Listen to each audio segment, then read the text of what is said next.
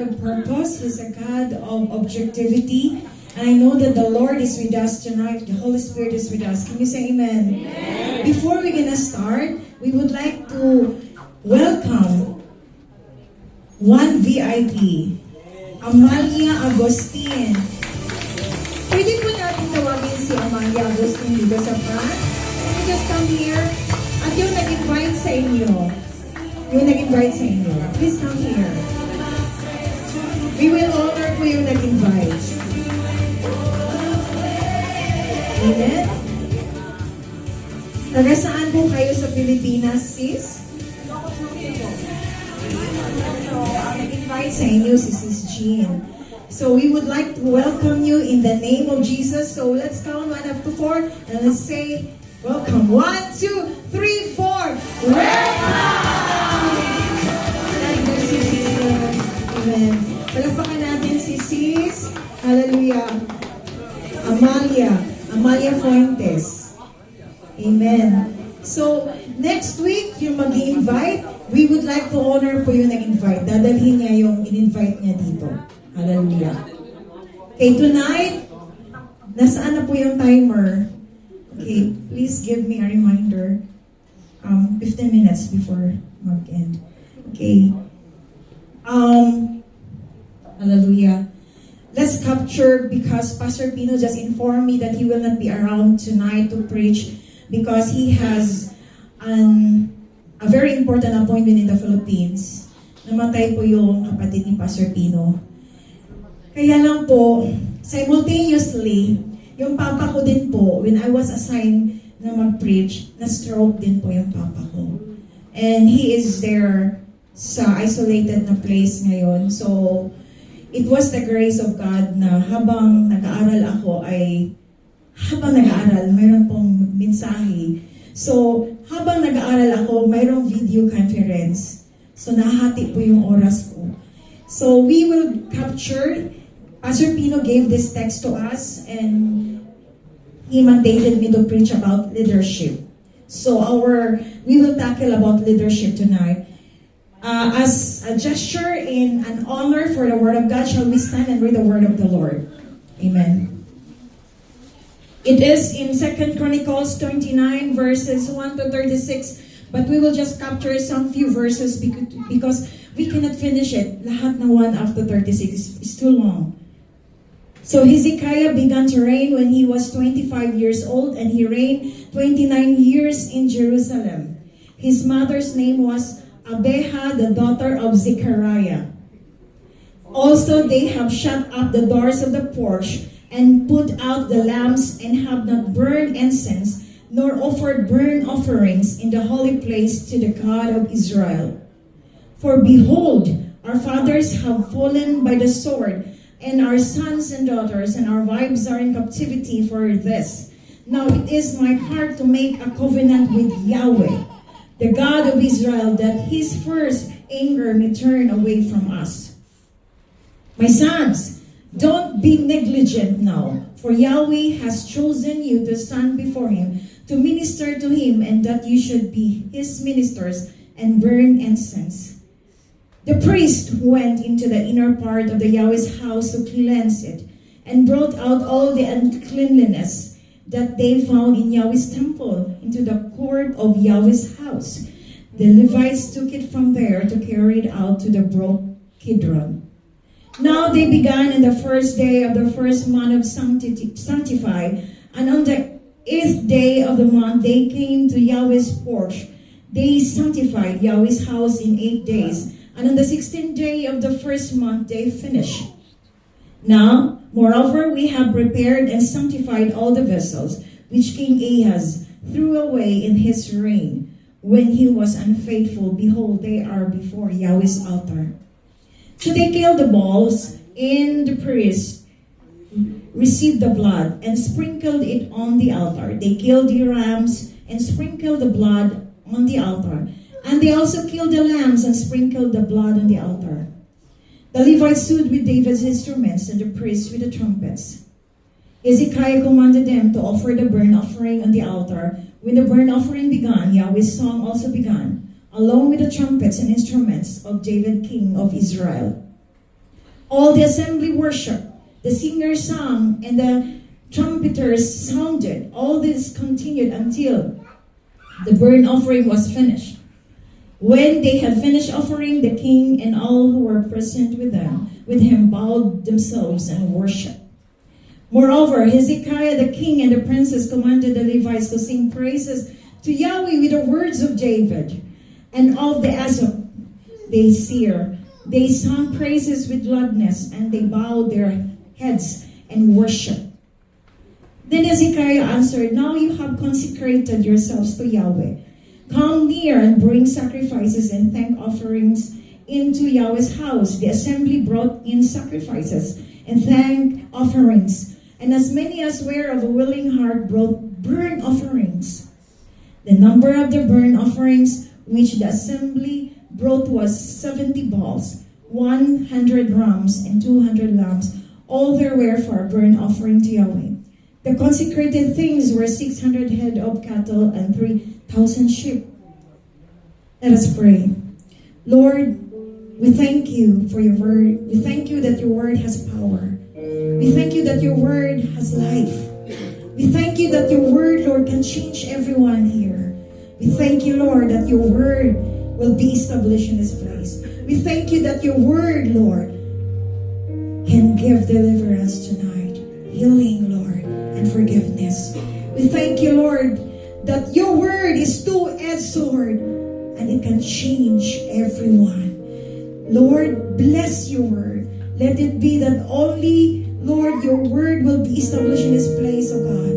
Holy Spirit, use me as a mouthpiece to proclaim your word without any compromise, Lord. We pray that only your word will be established, not my word, but your word, oh God. Lord, open the spiritual eyes of each one of us, that we will understand your word and the power of your resurrection. We thank you, we bless you, Holy Spirit. Saturate your power upon this place and pour out, Lord, your anointing. In Jesus' name, amen. Can we give a clap offering for God? Hallelujah. This task is very challenging because we're talking about leadership. Sino na po ba dito nakaranas na to handle an organization, to be a leader? Like, ano po bang mga basic na hinahandle sa Philippines, like sa barangay? Kagawad. Ano pa? Naging kapitan ka ba, Ariel? SK ka ba? Parang kapitan ka. Nasaan si Jenny? Si Jenny yung news. Oh. So ano pa yung organization sa Philippines na hinahandle ninyo? Ano pa? Normally, ano yung hinahandle ninyo? Na you experience a challenge. You experience a challenge to handle an organization. Now, here in this story, King Hezekiah ruled Israel. Before he ruled Israel, his father is the one who is the king.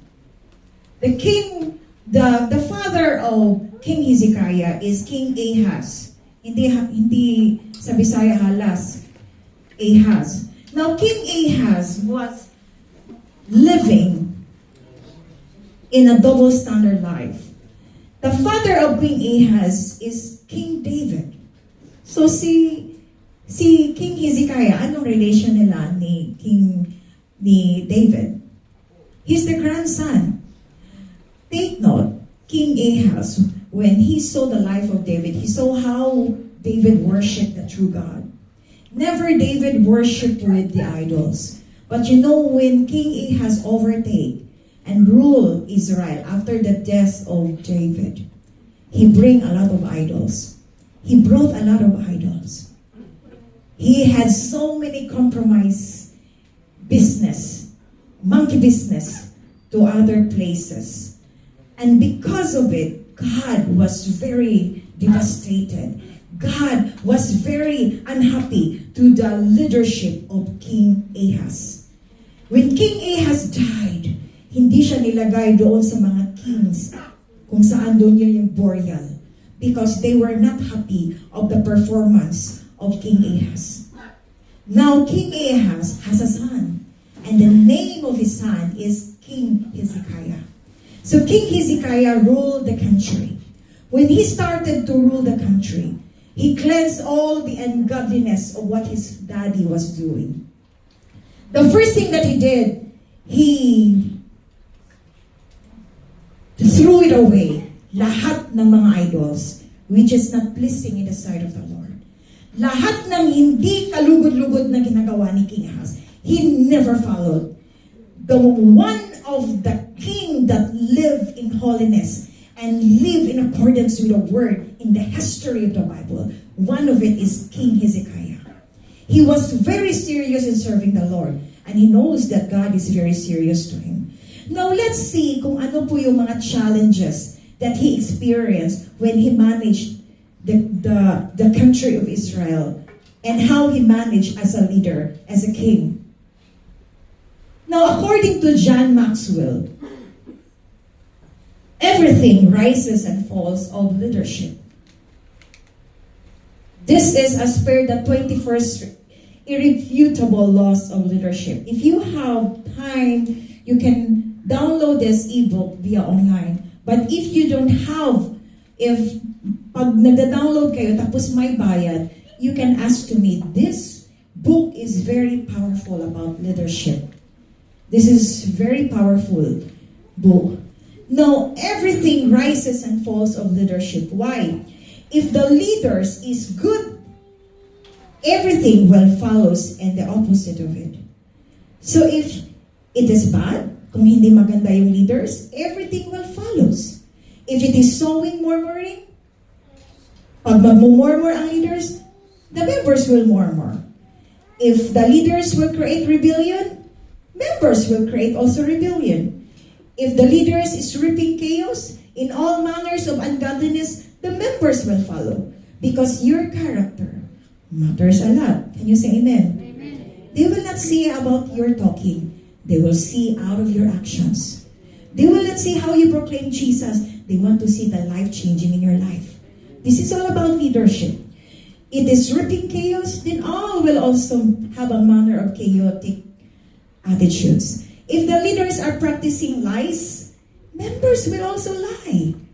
If the leaders are lazy, members are also lazy because there is a transferring of the spirit. If the leaders has a power struggle in the sense that you like to have something, a position out of your cravings, but you have a bad intention, that is power struggle. Then members will also have power struggle. If leaders will have a humiliating attitude, you humiliate people, they will also humiliate people. If the leaders are practicing immorality, then members will also practice immorality. Can you agree for it? Yes or no? Yes, because that is what they have said.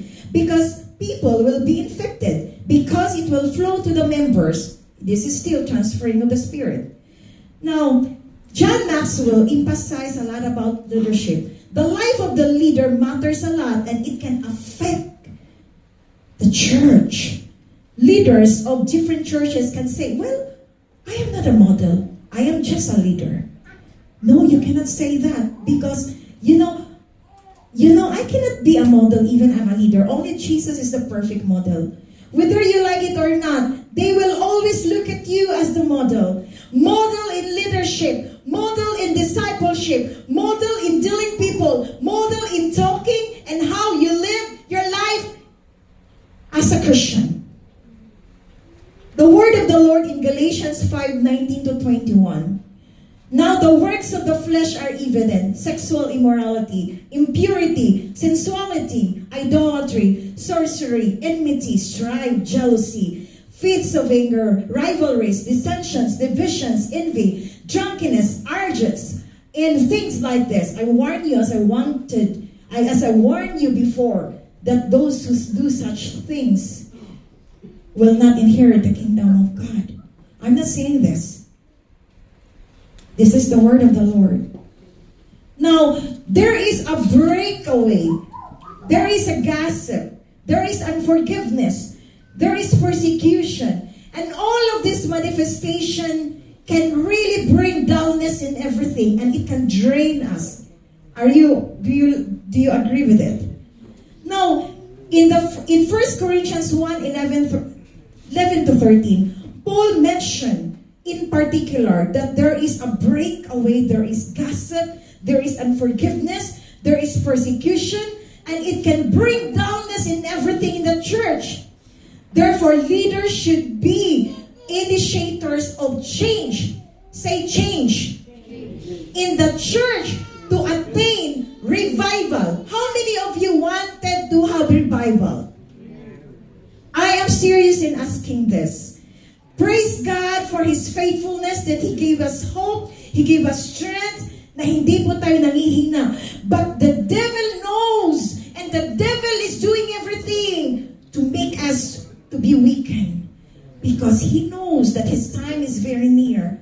That is why gusto niya na tayo damay-damay. We will experience to be desperate. We will experience to have pain, to have shame, to be offended, tisod. You know this tisod, this is very common in the church. You know, the enemies are working for this. And if the leaders can never have, what do you call this one in the gift of the Holy Spirit? Spirit of discernment. And if the leaders has no discernment, hindi na niya alam na yung mga tao, they are dying. They are dying. And what is the action of the leader? How you're going to help the people around? You know, I'm not talking about the leaders of the pastors. I'm talking about the leaders for the elders in particular. I'm talking about the deacons. I'm talking about the board of elders here. I'm talking about all who are frontliners in the kingdom of God. Amen? In this passage, you will see the leaders are initiators of change and who is able to teach about repentance. Because the church should never be a compromised church. Can you say amen? Amen. We will always know to sin. Can you say amen? Amen. Leaders should not be compromised about sin so that people will change their lives. Leaders are initiator of building to attain revival. Revival will never start to the members. Revival will start to the leaders. Can you say amen? Amen. Do not expect the members to be revived and you are dying as a leaders. You are dying because you're living in a double standard life. It all began with the leaders. Hindi niyo po ako kaaway. I'm your friend. It all began with the leaders. Okay? Every one of them began with the leadership. A revived leadership will lead to revival among God's people. And revival will not come to the church until its leadership is being revived. The meaning of the revival call is to build. We are builder. We are builder. We are not the one to destroy each members. If you will not take care of the people as a leader, you allow them to be weakened. And once they are weakened, they later will be destroyed because they are not properly managed by the leader. But if your leader give the best shot for the church, somehow the church member deviate, will really go out to his own cravings of his flesh and live in wickedness. Even you have given them several warning over and over again from the Word of God. Well, that is his choice. The choice of a new generation. See, that's his choice. Why? Ilang beses mo na ni-remind, pero ayaw pa rin. Ayaw pa rin makinig. Hezekiah got his revival first and he initiated it in his kingdom. It never started with the people around in Israel. It started with him. He issued 3 calls of the leaders. Now, ano po yung initial ni Hezekiah? First, lead to their own renewal and refreshing. Alam niyo, pag iinom ka ng Coke, sino ba yung nagbala ng Coke kahapon sa CG? Si Dax? Dax Power? Sino pa? Yung kahapon sa CG mismo, yung sa Enter CG, sino nagdala ng Coke? Gina po. Si Gina. Bakit nagdala si Gina? Dahil alam niya, pag iinom ka ng Coke, marirefresh ka. Pero hindi kasama yung free radicals na inumin mo dyan, ha? Am I correct? There is something chemicals, soda for it, that it's not really safe, but you know, you want to be refreshed. As a leader, yung ultimate reason for you, because you want your member to be refreshed spiritually. You want that they will be on fire. Yun yung gusto natin. So when they will be on fire, they will be so effective to bring more souls for Christ. Kasi alam ninyo guys, pag mag-share ka ng gospel, may pag-asa ang Panginoon. May pag-asa. Ikaw ang walang pag-asa. Kasi parang mamamatay ka na. Wala kang fire eh. You don't have fire. Patay ka. The Holy Spirit is moving. The Holy Spirit has a fire. Pero wala kang ka-fire. Now, this will start to you. This fire. You know, you need to be refreshed. You need to be on fire to bring more souls for Christ. This is one of the calls to the leaders. Secondly, you should be the one who is on fire. Hindi yung hintayin mo yung members. Pag ma-revive na yung mga CG members ko, ma-revive na rin ako. Wow, okay ito Pag kung magdi-disciple na rin sila, yung mga CG member ko, magdi-disciple na rin ako, parang kang lasing. Hindi mo alam yung pinagsasabi mo, ikaw ang unang ma-revive. Ikaw ang unang maging on fire. Can you say amen? Hindi mo maasahan yung members mo. You should be a model. And then secondly, you have a call to lead the revival among God's people. Because I believe that God wants to issue these same three calls to every ministers. I'm talking about leaders. I'm talking about deacons, workers, engineers, draftsmen, salesmen, carpenters, drivers, teachers, working in the hospital, or kung saan ka nilagay ni Lord. In this room tonight, don't heed the call if it is a call to have a power struggle. Power struggle is you have used your power out of your vested interest. Because our intention to lead people is very important. Your motive and my motive to serve God and to serve people is very important. From the very beginning, if your motive is bad, if your motive is not correct, it will end destruction. Can you say amen? Let it be that your intention is pure in serving the Lord. You have used your power to infect people for wickedness because I thought that we have the power. Yung una, pagpasok mo sa simbahan, wala pa siyang ginawang masama. Pagpasok mo, in-infect mo yung wickedness sa buhay niya because you have an influence. And so, makikita mo, after a while, parehas na kayo ng ginagawa. And then, yung parehas na kayo yung ginagawa, you did not know that you are living in deception because you want to justify yourself that you are still living in godliness. That is very scary. And also, one that can affect each one of us is associations. Kung sino yung kasama mo palagi, maging ganun ka din. Tell me who your friends are.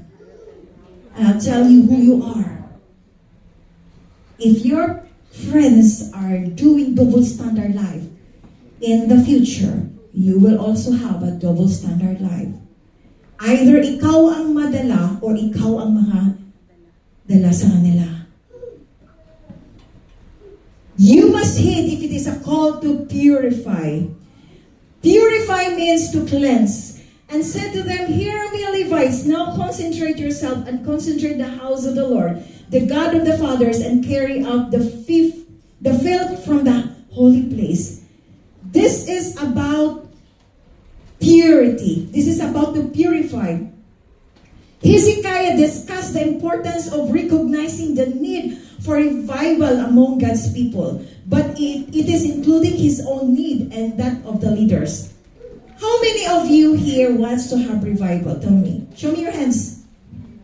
Few lang ang yung gusto. Yes, thank you sa nagpataas ang kamay. Now, what are the manifestations when there is a revival of the church? Magtanong tayo dito ngayon. Bro Ariel! Di ba SK chairman ka? Okay. Ano yung manifestation, Bro Ariel, na mayroong revival sa church? Kaya mahirap pag sa front, no, kasi mabilis makita. Maganda yung sa likod. Kasi mahirap, nandun, hindi na ako makakita sa malayo. So, ano yung unang manifestation na revive ka? Vanessa, galing ka sa encounter, di ba?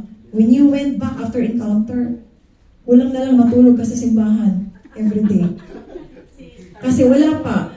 Alam niyo yung CG, alas 7:30, nandun na siya alas 12, noon time. Minsan alauna, nandun na siya sa church. Ganon siya ka-on fire. Ano yung unang manifestations, Van, that you are revived? Andyan yung ano ng Holy Spirit na laging nag-guide sa'yo. Tapos ano yung naramdaman mo? Ano yung Bro Marco? Gutom? Kasi iniisip na yung nandun mo, yung nakapak na refodo, yung inanda na si Gino. Gutom daw sa Word of God. So, ang example sa revival, gutom sa Word of God. Excited! You are on fire! Active to the ministry. You're always around in the church. What if you see your cell group sobrang haggard, mukhang palaging pagod, marirevive ka din? Alam mo, God is good. God is good. Palagi ka nagsabi, God is good, to parang wala nang lakas yung sinasabi mo. Walang maniniwala. Now, before they could cleanse God's house, they had to be clean. Alam niyo yung ginawa ni Hezekiah? Before niya sinabihan yung mga priests to minister, sinabihan niya mga priests, you have to cleanse your life. How this application to us? Before we are going to mandate the leaders to minister, ask them to cleanse their life. Amen?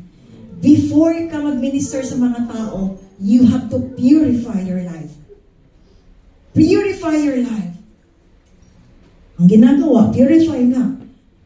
Isang linggo, you're living in double standard. Then before ka mag-start sa pag-minister, Lord, patawad. Kinabukasan, doing na naman ng dati. 7 days. Then, pag-minister na naman, Lord, patawad. Is it really, yun bang gusto ni Lord? Yun bang gusto ni Lord? To purify is you surrender your heavy baggage. Give it to the Lord. And live it. Itapon mo yon. Ano ginawa ni Joseph when there was temptation? He ran away. Hindi siya nagstay sa room. Kung nakita mo yung temptation mo, kasama mo sa room, evacuate. Umalis ka. Paano na lang ati-kati, wala na siyang pagkain, bahala na siya sa buhay niya. Basta hindi ka magkakasala. Amen? Save your life. What if you will die tonight and then you are doing not the right thing? Where your soul will go? Paano kung wala'y lang time na mag-repent ka? It always begins with the heart when you are going to purify yourself. Follows. What you're going to do is, if revival is going to happen in this church, it must begin in our hearts. First, we need to do some business with God first. Hindi monkey business.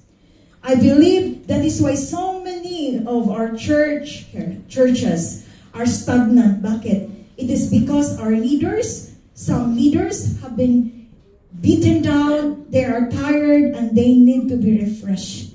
And they need to go back to the Lord. To be revived. Kasi kung hindi ka ma-refresh, how you can touch the people? Church, you need to pray for your leaders. Can you say amen? Amen. Pray for your leaders. Encourage them to take time to be refreshed in their own heart, and he needs time to purify himself and to be refreshed. This is the call of the Lord. If we are leaders, we should be the first to be refreshed. But how we can be model for for everything na gusto nilang titingnan sa atin as a model, if dala-dala pa rin natin yung past natin, if we are carrying our past, dala-dala pa rin natin yung shame natin. Now, we are still carrying our shame. Dala-dala pa rin natin yung pain natin. We are carrying our pain. We should be set free from our past. Can you say amen? Set free of your past. For us to be more effective, huwag na nating dalhin yung past natin. Paano kung ginagawa pa din natin yung mga hindi kalugod-lugod sa harap ng Panginoon? Surrender to the Lord. Amen? This is the right time that we will surrender to the Lord. It is not tomorrow. If you think there is something that you need to surrender to the Lord tonight, surrender it. This is the right time. Baka bukas wala nang time. Amen?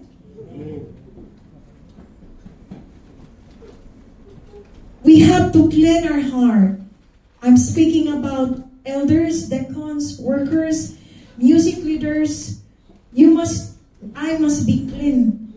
You must be clean. You must have a clean heart. No, our responsibility revival is in your hand. And it begins with you. The word of the Lord says, if my people will humble themselves, will pray and seek my face and turn from their wicked ways, then I will heal their lands, forgive their sins. You want forgiveness from God and healing and restoration? It starts with you. Then allow God to purify your intention. Allow God to purify your motive. Allow God to purify your gesture, your actions, pleasing to God. Do not retaliate when God will rebuke you. The way you are talking, the way you are living. If you are talking, is it salty? You are living, are you living in accordance with the Word of God? Maraming natitisod, guys, dahil sa mga pinagagawa natin. Let us stop doing it or else maraming souls ang mawawala. Amen? If we are serving faithfully to the Lord, gawin na po natin. Gawin na po natin what is pleasing to God. Hindi yung active tayo sa church, we did everything for the church, but our life is not in accordance with the Word of God. Okay? In verse 27, can we jump to verse 27? Then Hezekiah commanded that the burnt offering be offered on the altar, and when the burnt offering began, the song of the Lord began also. And the trumpets, verse 27, bro. And the song of the Lord began also, the trumpets accompanied by the instruments of David, king of Israel. The whole assembly worshipped, and the singers sang, and the trumpeters sounded. All this continued until the burnt offering finished. You must heed if it is a call to worship. Because worship, it starts with your heart. Anong ginawa ni Hezekiah? Hezekiah started and set an example after the priest. Next slide. Purified themselves and redyed the temple for service. Hezekiah called the leadership a time of worship. Now, why worship is very important? You know, when you start to worship, the best thing that you're going to do when you wake up, do not open your Facebook. Start with worship. Do not start when you wake up and watch the telenovela of Korean novela.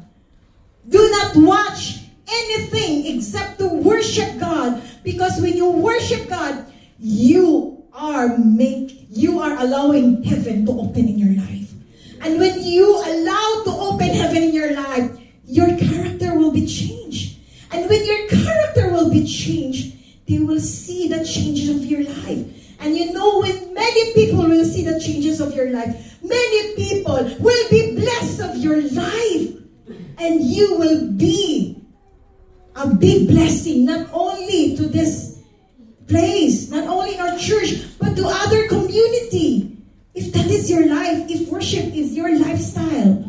You know, King Hezekiah started to be such an example. He worshiped God, and he let the priests, he let the Levites purify themselves and worship the true and living God. worship anytime when there was a dullness. Why? When there is a dullness, pwede kang mag-isip ng kahit ano-ano na mga negative thoughts.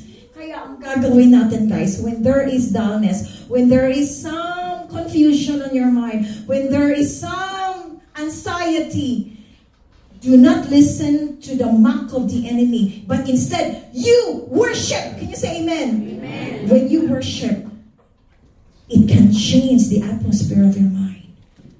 Alam niyo yung water? Di ba ang water nagpipurify? Di ba ang water, ang H2O, kung mayroong other chemical, siya yung neutralizer. You know, when you worship, God will neutralize your mind with the peace of God that passeth all understanding. And it is the Holy Spirit who will refresh you. And the peace of God that the world can never give, but only God can give to you. When you go to the bar, you have happiness for a few hours. Pero pag standby mo sa bar, ang baho ng damit mo sa sigarilyo, nagbayad ka ba, ang laki ng bayad mo. But you never get the joy, the peace of God. But when you invest to worship for God, walang bayad. You will just get the peace of God. Kaya the best thing, hindi ang bar ang sagot. Amen? When Hezekiah called the leadership to a time of worship, anytime, they knew what they want for God. That's why they worship. You know, even if you will watch videos, powerful preaching, but you are not worshiping to God, it is not enough. Alam mo, sis, pinapanood ko si Billy Graham, whole day, puro video teaching. Pero wala kang worship. It is not enough, guys. You need to worship. When you start to worship, every bondage of sin will be broken in your life. Every bondage, yung mga tinatago mo mga bandage sa buhay mo, i-release ka ni Lord yan. Because there is power in worship.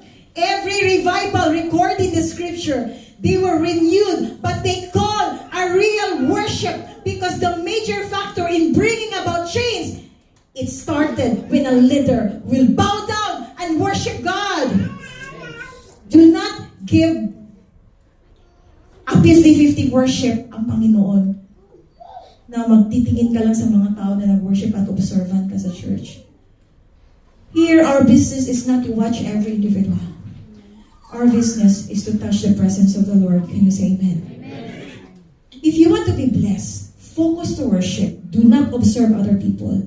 Pag mag-observe ka, matitisod ka lang. When we will conduct a cell group, I cannot remember that there was no moment na hindi kami nag-worship. I was conducting cell group for the last 10 years. And that 10 years, it is very seldom that I cannot handle cell group every week. Siguro, sa isang taon, minsan 3 beses lang mamimiss ko sa isang linggo na hindi ako nag-handle ng cell group. Pero, yung hindi ko mamimiss when we are conducting cell group is yung worship. There is no such thing as cell group without worship. Kulang ang cell group kung walang worship. Will you agree? Amen. Kulang ang cell group pag walang worship. Amen. Word of God is not enough. Amen. Worship is very vital in cell group. If you will never worship, you are not opening the heaven. But when you worship, magugulat na lang ako while we are worshiping, there is a wind that is moving. And people are crying. Even a simple cell group. People are crying. And because they are blessed, then they will tell another people, let's attend to that. There is a fire. There is a wind, something. Because they can never stop saying that. Because they have seen power. They have seen the power of God. Amen? You will start with worship. In your family, with your couple, worship God. Before you sleep, anywhere, worship God. Para malesen yung away ninyo. When it started with worship, heavens were open. And people were filled with the power of the Holy Spirit. And I have seen that they were set free from bondage. Worship is not only to hear a message. Worship is more than just coming to sit down in this room.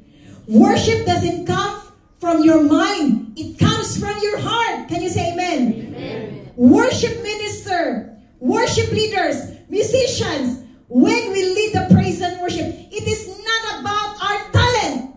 It is not about our skill. It is about your devotion and how you engage your spirit to worship God before you lead worship. You can never bring them into Holy of Holies if you've never been in the Holy of Holies. How can you bring them into Holy of Holies if you are not living in holiness? This is a fake worship. Sad to say, sometimes we lead people, but we never live in holiness. We compromise many things from God. This is not all about talent here. This is not all about skills. This is all about holiness. When you lead worship here, you are bringing them into the Holy of Holies. You have a priestly calling. Worship leading is a priestly calling. It's a Levite's calling. This is about the tabernacle of Moses. You can never play with worship because God knows how you live your life.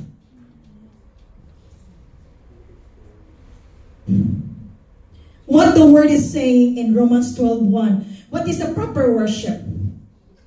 Therefore, I urge you, brothers and sisters, in view of God's mercy, to offer your bodies as a living sacrifice.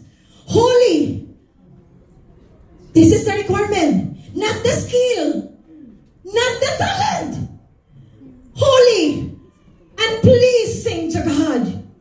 This is your true and proper worship. This is what God longs. Not your talent. Not your skill. You are living in holiness.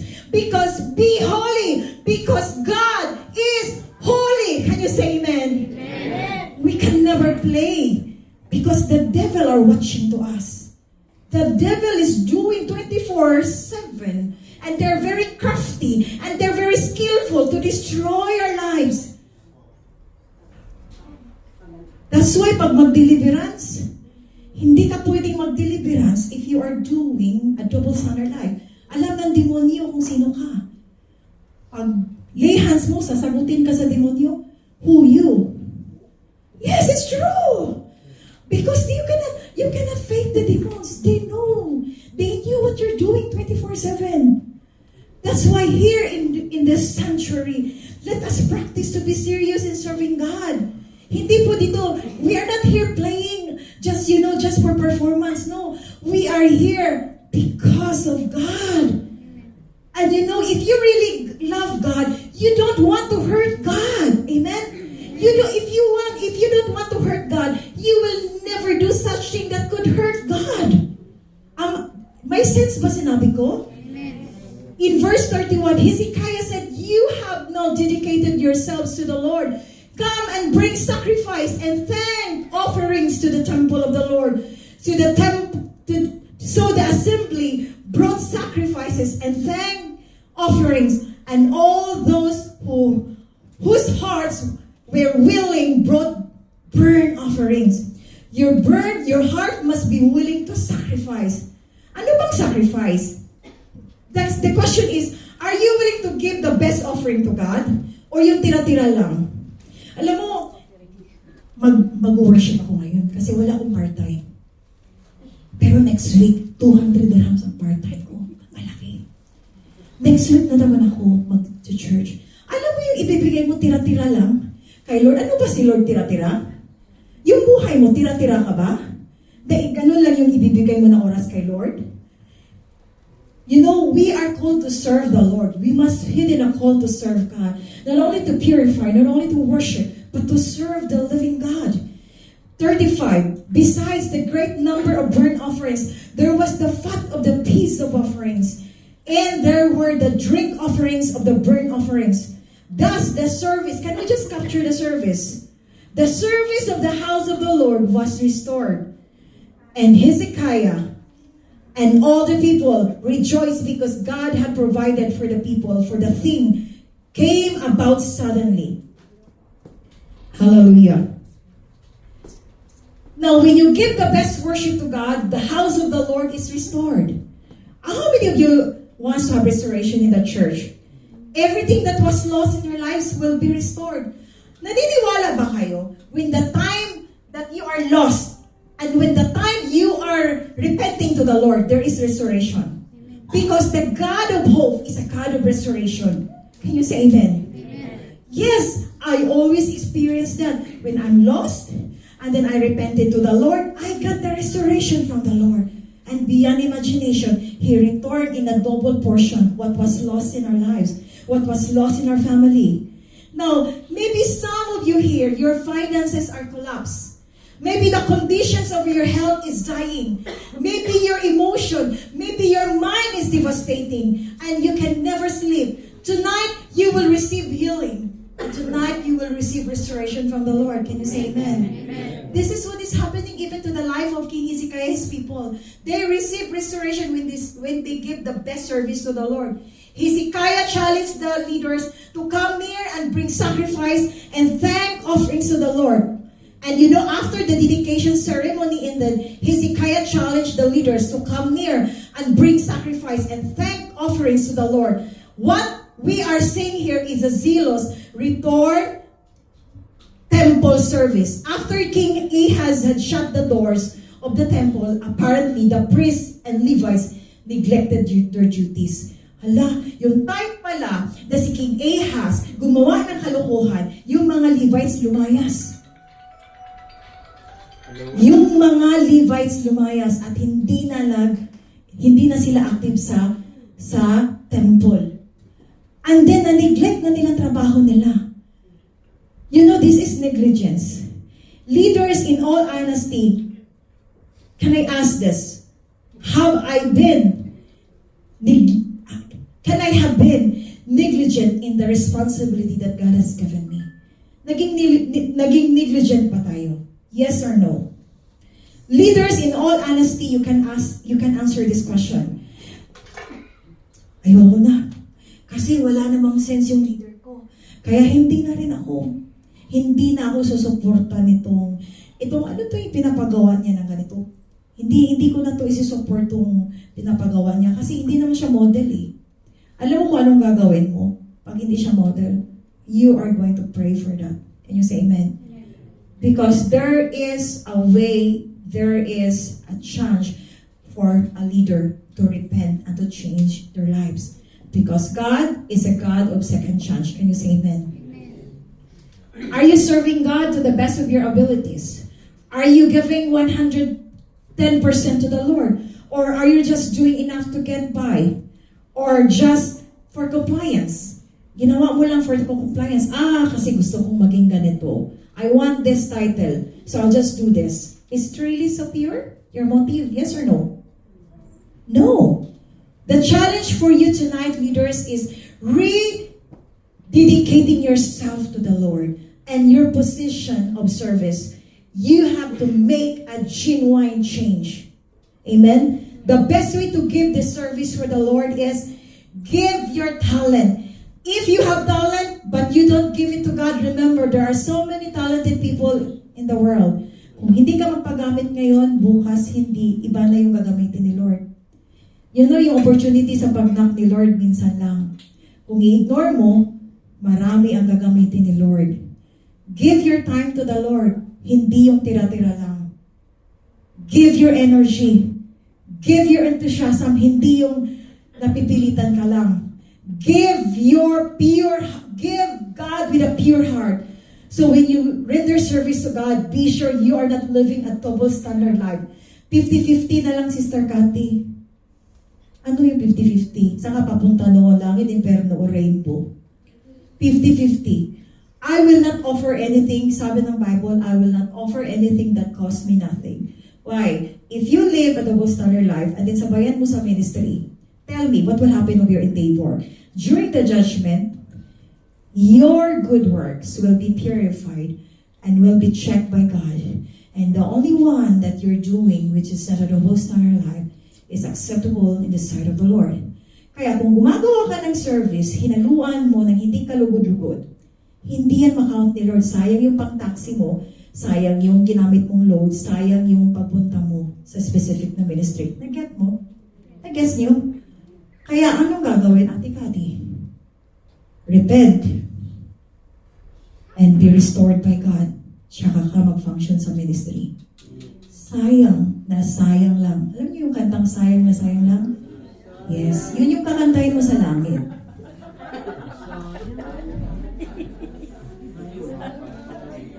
Everything rises and falls on leadership. Alright? Okay? Verse 2 Corinthians 13, 2 Corinthians 13, 9 to 11. For we are glad when we are weak, and you are strong. Your restoration is what we pray for. Amen. For this reason, I write these things while I am away from you, that when I come, I may not have to be served in my use of the authority that the Lord has given me for building up, and not for tearing down. When we preach the gospel, the word of God is a two-edged sword. It can really hit our heart. It can really hit our heart. But this is the prayer of Paul, is to building up and not to tear down. We are not here to turn you down. We are here to remind you because Jesus loves you. Can you say amen? Amen. Jesus loves you. Finally, my brothers, rejoice. Aim for restoration. Can you just aim for restoration, guys? This is what the call tonight. Aim for restoration. The God of hope will restore for us. Comfort one another. Agree with one another. Live in peace. And the God of love and peace will be with you. Can you say amen? Amen. This is the word of God. In this end time season, this is my conclusion. Let us help people that they will be restored. Let us help people that they will be reunited with God. Let us be united in one accord. Let us neglect jealousy and rivalry. Let us instead love, understanding, and unity be with us. Can you say amen? You know, the devil is not afraid of how huge we are in the church. The devil is not afraid how talented you are, how knowledgeable you are. The devil is afraid once every member, each one of us, are united in one accord. Can you say amen? Amen. When we are united in love, when we are united in unity, the devil is threatened. Amen? So tonight, I'll just challenge you. Live a life as it is, as per the Bible. It's written. Surrender your life to Jesus. If you have heaviness tonight, if you feel that there is something that is mucking to your mind and you can never pursue your life to serve God, you can come freely in this area and we can pray for you all the way. Yung mayroong kabigatan, please come forward here and I can pray for you. Amen. Let me all stand in the presence of the Lord.